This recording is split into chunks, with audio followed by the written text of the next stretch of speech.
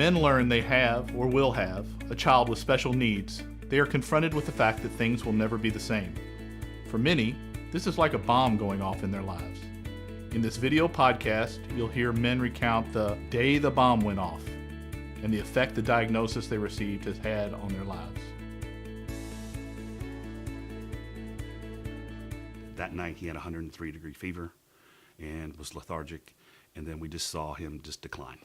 And we have pictures in our hallway of all our kids, and you can see at 18 months he just changes. There was no physical change, but you can just see it in his eyes.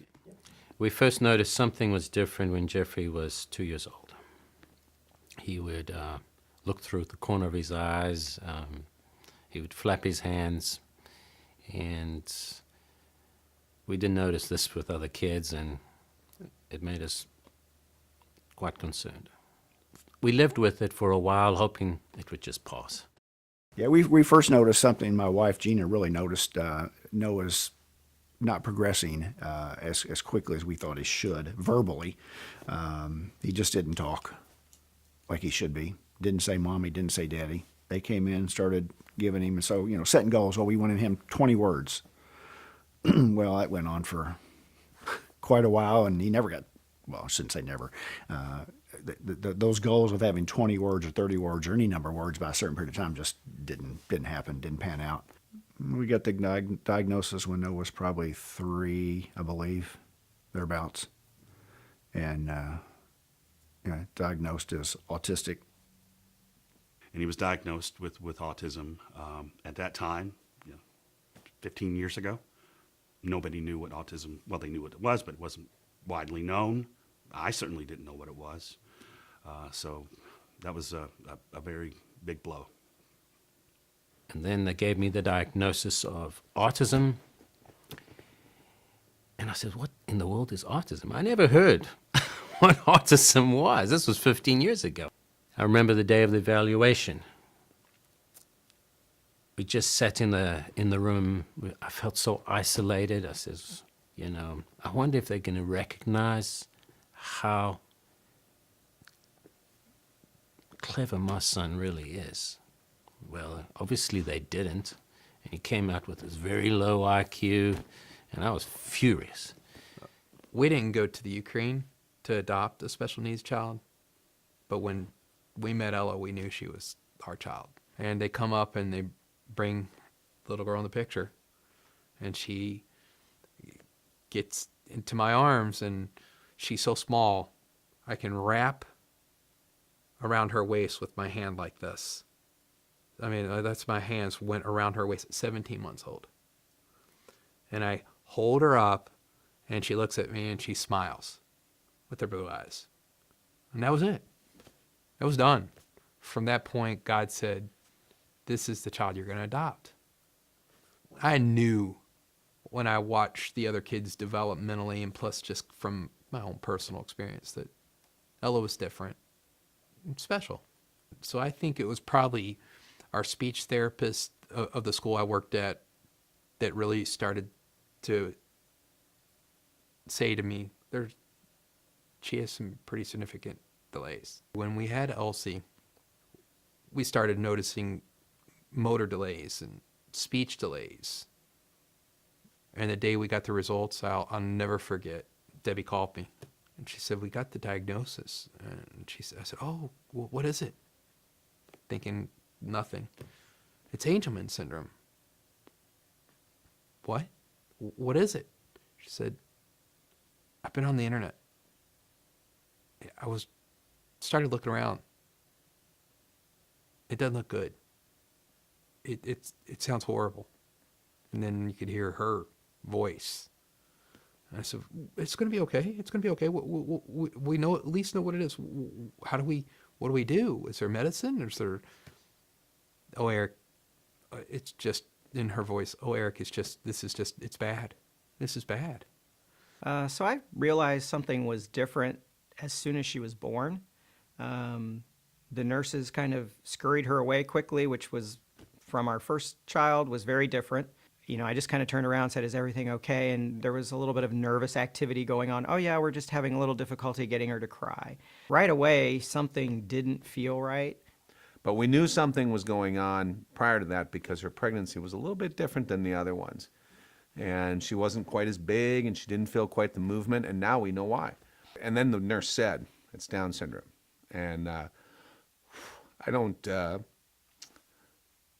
almost always get emotional about this story, so this time will be no exception. But I just walked over to the table, and of course Laura's just worried sick. She doesn't. And I just said, I put my forehead on hers, and I just said, it'll be okay. But yeah, we had no idea. We had no idea, and so it truly was shell shock. I really felt like I had been punched. And they got the breath taken out of me. My sadness and sorrow was so much that I could hardly breathe. At the time, I took it pretty hard. It was a tough blow. I was terrified. I didn't know much about special needs. I'd never been around a child really with special needs. I felt horrible. I didn't know what to do. And I'm kind of a control freak, so not knowing what to do was horrible. And I felt nervous as time progressed. It got to the point of just feeling a little scared because she wasn't developing like a newborn should. I don't think I was really scared. I think my biggest fears came about as I started to think about the future, not the present. Just thinking about the future. Who is going to care for her if Debbie and I are not here? I felt very isolated. I felt very alone. I didn't feel like people really understood what I was going through. My wife says I was numb. And I was. So for years, I just was numb.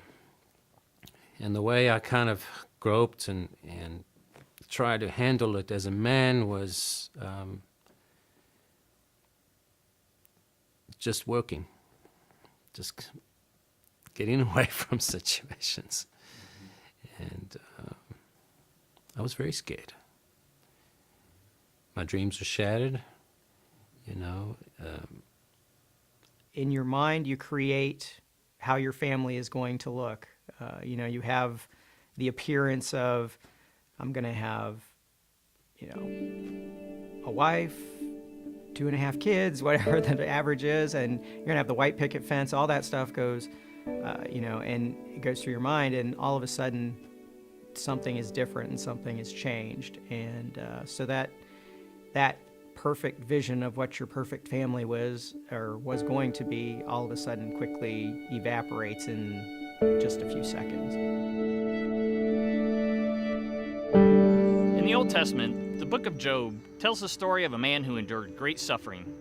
After multiple tragedies claimed his children, his possessions, and eventually his health.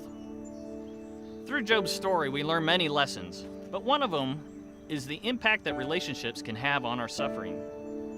Those around us can be the source of great comfort, as well as a source of misinformation and much pain. In Job, an almost comical story unfolds as his 3 friends set out to sympathize with him and comfort him. For 7 days, they sit with him in silence, not speaking a word. They tear their robes, pour dirt on their heads, and weep openly. After 7 days, they open their mouths and get it all wrong. When you see people for the first time after you get a diagnosis, the thing that they want to say first is, "I'm sorry." Because it's like bereavement, grief, the loss of a loved one, even though they're still living. People still say, "I'm sorry." And really, it's not the word I would really want to hear. I'd rather have them say, "Tell me more about that. I'd like to know more. Is there anything I can do to help?"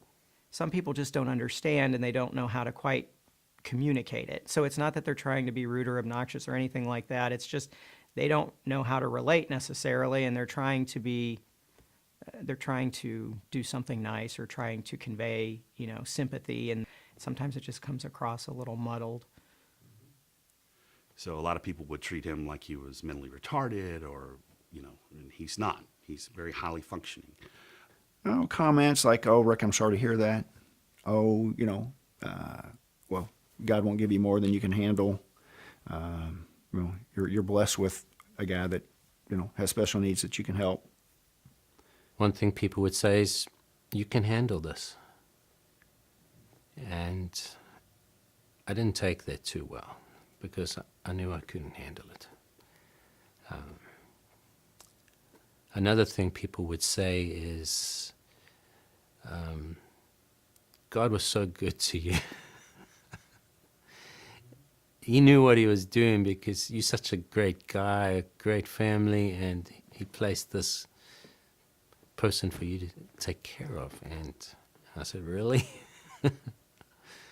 I tried to handle it in a polite way, but deep down it was a wound, and it's been, and people still say it today. How lucky Hayden was to have parents like us. God blessed him with good parents. Well, that's not exactly a compliment. Thank you for telling me that my autistic son has good parents. But My wife has gotten comments about the one I can remember for sure was she had several people say, "Oh, well, God won't give you any more than you can handle." Or, "You must be special parents because God gave you a special child," right? And so those are well-intentioned, but it sort of makes you want to blame God, at least initially. I think probably the most common would be, well, God wouldn't give you more than you can handle. And I don't think God gave me anything. It's just an unfortunate incident that's happened with Noah. It's not God inspired at all. Does God give me the strength to get through it? Yes. So God's on this side working that way, not on that side working this way. So When a bomb goes off in your life, one of the first pieces to crumble are our connections with others. Just like Job, we quickly find that our well-intentioned friends can fail us, and this can feel like God has failed us too. Job wrestled with God's silence in his suffering. Over 25 times he asked why. Regardless, he was comforted to know that his sorrow wasn't hidden from God and that his suffering wasn't without purpose. Job replied to his friends, "He knows the way that I take, and when he has tested me, I will come forth as gold." In the first chapter of 2 Corinthians, Paul tells us that God is the God of all comfort. He comforts all of us in all of our troubles. Paul goes on to say, this is so that we can comfort those in any trouble with the comfort that we have received from God. What this means is that our suffering isn't without purpose, and that we're guaranteed to receive the same comfort from God because we're to give it to others. Our suffering is an opportunity to impact others who are going through the same suffering that we've been through.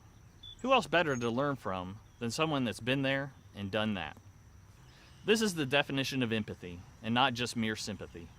We need to connect with others who have been through what we're going through so that we can comfort and be comforted. For people that are in it, I think there's kind of a mutual understanding. For folks that don't have a special needs child, the way you build that relationship is, I think, maybe doing a little bit of research on what the specific disability for that child is, and then really showing some sort of interest in that. If you haven't lived through this, I think in that case, a person, if they come around you and say, look, I really don't know what you're going through. I can't imagine what you're going through. But I do want you to know that I'm just a phone call away. Or just a gesture of saying, hey, going to have a date, and can we watch your child? Things like that is a lot more meaningful than some spiritual philosophy or something. We as fathers, parents of special needs don't need that. I would wish that people would say just, maybe just some show of support. That we'll be here for you with whatever you need. something like that. Because that's what most people want, right? They just need help, encouragement, and they don't really need a whole lot of comments about the cause, right? That's usually what gets people in trouble, is they're trying to explain it. Well, people will have different thoughts about what the cause is or why it happened, but that's kind of irrelevant. What they really need is just people's support. In our next video, Duck and Cover, you'll hear how your battle buddies first coped with the realities of living with special needs through self-preservation, and where they've come to find hope and comfort.